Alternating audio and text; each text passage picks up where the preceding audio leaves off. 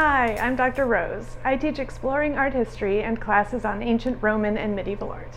Today we're at the Fairfield University Art Museum looking at a mosaic. It's a modern reproduction of a much older artwork. The original is in a church in Ravenna, Italy that was part of the medieval palace of King Theodoric.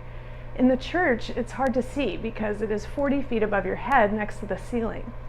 We're lucky here at Fairfield to be able to get close to this exact facsimile made in the same technique as the original.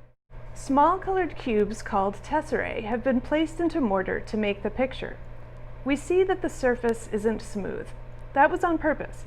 The bumpiness allowed the gold glass tesserae to reflect the candlelight in the church at different angles, creating a shimmering effect. That makes sense, since the scene takes place in an unearthly, heavenly space. So what is the subject of the mosaic? In art history class, we look closely at the clues the artist gives us.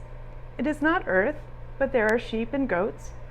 There are two human-looking figures that have halos and wings.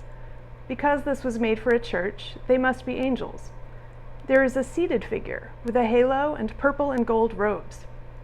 Everyone looks very serious. This is not a petting zoo.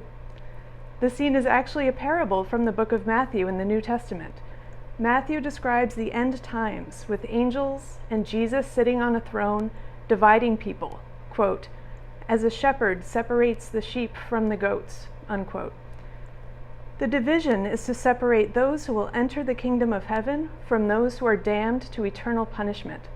The sheep represent the blessed and the goats the damned. Notice that the artist, whose name we don't know, used symbolism that the medieval viewer would have recognized to depict Jesus as King of Heaven. He wears a purple tunic with gold stripe, like King Theodoric wore. His feet rest on an imperial footstool.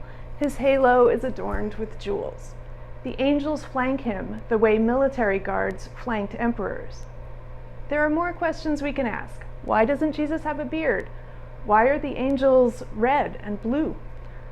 I look forward to figuring these out with you in class and here at the museum.